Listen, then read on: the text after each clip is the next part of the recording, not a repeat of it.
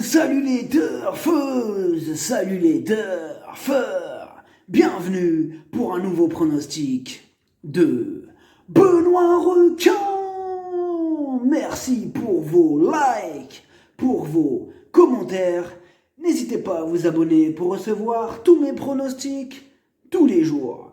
Ok, place au pronostic du Quintet du lundi 23 mars. Direction la Suède, donc on reste en Suède, direction Halmstad pour le prix Rodrigo Jet. 3 attelés, 1640 mètres, 12 partants, réunion 1, course 9. Départ fixé à 21h15, 7659 €, corde à gauche et départ autostart. Pour 3 à 10 ans ayant gagné au moins 19 100 €, mais pas 128 044. Indice de confiance 2 sur 5. Donc c'est un départ autostart et sur une courte distance, il faudra donc prendre en compte les numéros qui auront clairement leur importance. Petit retour sur le quintet du dimanche 22 mars.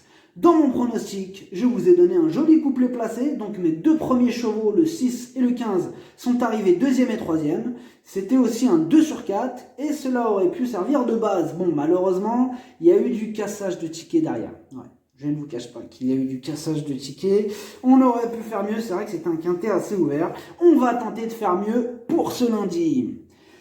Alors, place à la définition du jour. Donc, la définition aujourd'hui, c'est cheval qui fait toutes ses courses. On entend des fois l'expression « il fait toutes ses courses ». Bon, pour ceux qui le savent, c'est clair comme de l'eau de roche. Mais pour ceux qui l'ignorent, voici la définition de cette expression.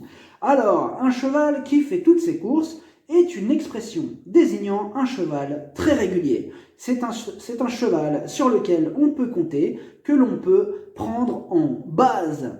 Dans le même registre d'expression, on a aussi cette expression qui dit c'est un cheval qui sait lire et écrire. Alors cette expression est utilisée pour les chevaux d'expérience, donc qui connaît son métier et qui sait exactement ce que l'on attend de lui. Voici, c'était la définition du jour. N'hésitez pas à me poser des questions en commentaire sur, par exemple, une expression ou autre. Je vous répondrai et j'essaierai d'apporter une réponse claire. Le proverbe du jour, les amis, on ne peut être au four et au moulin. Alors cela signifie que l'on ne peut pas faire deux choses à la fois. Cette expression remonte à l'époque féodale. Les paysans l'utilisaient d'abord, ils utilisaient d'abord le moulin, puis le four pour faire leur pain. Ils ne pouvaient donc pas être aux deux endroits en même temps, d'où l'expression « on ne peut pas être au four et au moulin ». Ok les amis, on va peut-être commencer ce pronostic. C'est parti, on commence avec le numéro 1. Kyle Lane, c'est une rentrée, pas revue depuis le mois de décembre. Il connaît bien ce tracé. En 6 sorties sur cette piste, il a déjà gagné 2 fois. Donc il arrive avec de la fraîcheur et il va tenter d'en profiter. Car c'est vrai qu'il a pour habitude de bien courir sur sa fraîcheur. Il n'a pas le meilleur numéro. Bon, il est quand même en première ligne, c'est pas non plus... Ça va, c'est toujours ça. Sur une distance aussi courte aussi, c'est vrai que... Oui, ça va quand même. Il va défendre chèrement ses chances. Le numéro 2, Bastian T. Dans l'ensemble, il est plutôt régulier. Ses 2 dernières sorties sont excellentes. Il a déjà fait ses preuves sur cette distance. Il réalise un sans faute sur ce tracé. En 3 fois sur cette même piste, il a terminé 3 fois à l'arrivée. Pour lui aussi, il va profiter du fait qu'il ait hérité d'un numéro en première ligne. Il est en forme, comme le prouvent ses dernières sorties. Tout est réuni pour le voir rajouter une nouvelle belle note à sa musique. Bien sûr qu'on le garde. Le numéro 3, Demolition Man F. Mieux vaut ne pas le juger sur sa dernière sortie, car il est dans son jardin sur cette piste. Il donne toujours son maximum en course. Il a déjà fait ses preuves dans des lots qui tenaient très bien la route. Là, ce lundi, il se retrouve vraiment dans une catégorie à sa portée. En résumé, Contrairement à la dernière fois, il sera sur une distance qui colle parfaitement à ses aptitudes. Dans ce lot, il s'annonce redoutable, énorme, oui. Pourquoi j'ai jeté ça? Excusez-moi. Le numéro 4, Ma Running. Après une série de 7 échecs consécutifs, il vient enfin de renouer avec les bonnes performances. Il a hérité d'un excellent numéro de corde. Alors certes, à ce niveau de compétition, il n'a plus beaucoup de marge et il va devoir compter sur un parcours sur mesure pour tenter de se mêler à l'emballage final. Mais attention à lui, car ce parcours sur mesure, il peut l'avoir avec cet excellent numéro 4. Il n'aura aucun effort à faire, contrairement à d'autres. C'est un casseur de tickets en puissance et à belle cote. Donc, joli coup de poker à tenter pour ce numéro 4. Le numéro 5, Chosen One. C'est le plus vieux de ce quintet. Il est âgé de maintenant 10 ans et on sait qu'il ne progressera plus. D'ailleurs, ses dernières sorties, ne sont pas éblouissantes, hein, donc c'est pas non plus trop mauvais, mais voilà, il crève pas l'écran par ses performances. Là, il se retrouve aussi dans une catégorie où sa marge se réduit fortement. Et bon, comme je vous dis, il a 10 ans et dans ce quintet, il va devoir sortir le grand jeu pour espérer terminer à l'arrivée. Ce qui pourrait l'aider à la rigueur, c'est son super numéro.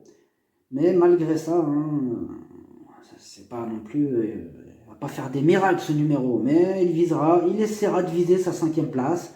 Sa tâche semble délicate, mais il va tenter. Il va tenter de choper au moins une 5e place. Il va tenter, on verra ce qu'il va réussir à faire. Ouais, mais il n'aura pas le droit à l'erreur. Le numéro 6, Lisa with As. Elle vient d'effectuer une petite course de rentrée pleine de promesses. Des progrès sont attendus pour cette fois-ci. Ses 2 sorties sur ce parcours, elle n'a pas terminé plus loin qu'à la 3e place. Dans l'ensemble, c'est vrai qu'elle est courageuse et elle fait toujours de son mieux en compétition. Son excellent numéro sera un gros atout sur cette courte distance. Pour résumer, elle est sûrement montée en condition sur sa semi-rentrée et surtout son excellent numéro est vraiment un gros avantage. Elle va tout faire pour en profiter, donc mieux vaut ne pas la sous-estimer car elle garde largement son mot à dire, au moins pour les places. Le numéro 7, Counterfighter. Son gros défaut, il ne répète pas toujours ses bonnes sorties. En 12 courses, 6 fois à l'arrivée. Donc ça fait pile la moitié. On ne sait jamais sur quel pied danser avec lui.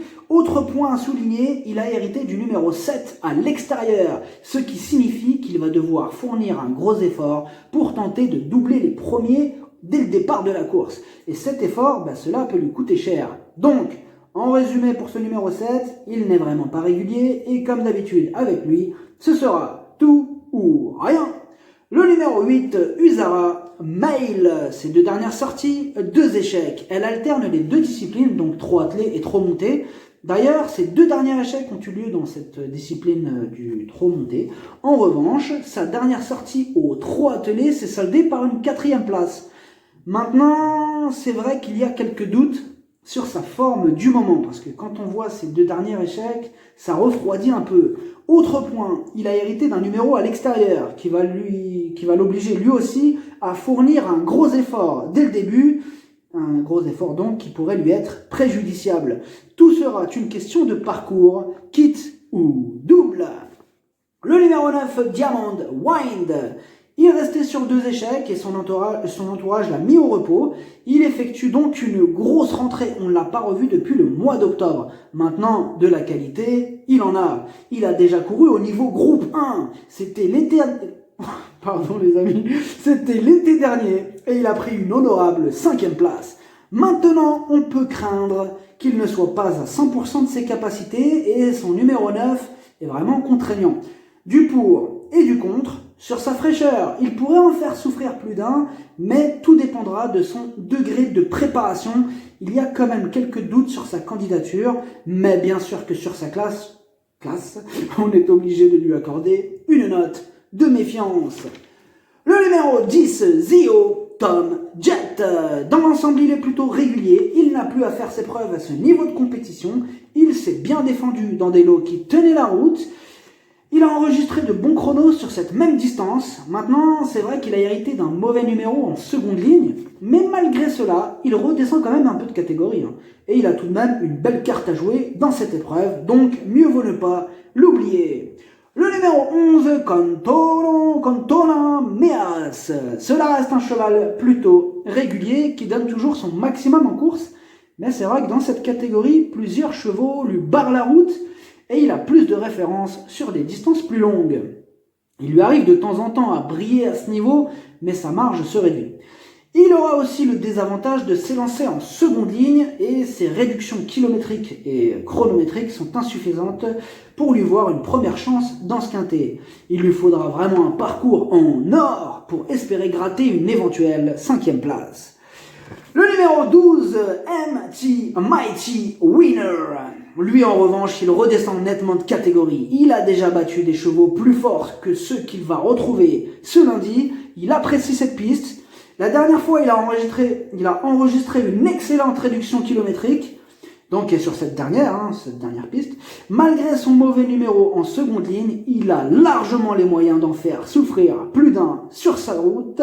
C'est oui, le pronostic, ça donne 3, 2, As, 12, 10, 6, 4, 7, cheval de complément le 9, si jamais il y a un autre nom partant, ça peut arriver, le 5. Merci d'avoir suivi cette vidéo, n'hésitez pas à vous abonner pour recevoir tous mes pronostics tous les jours. Les jeux d'argent sont dangereux, à consommer avec modération. Bonne chance, chopez-le moi, ciao.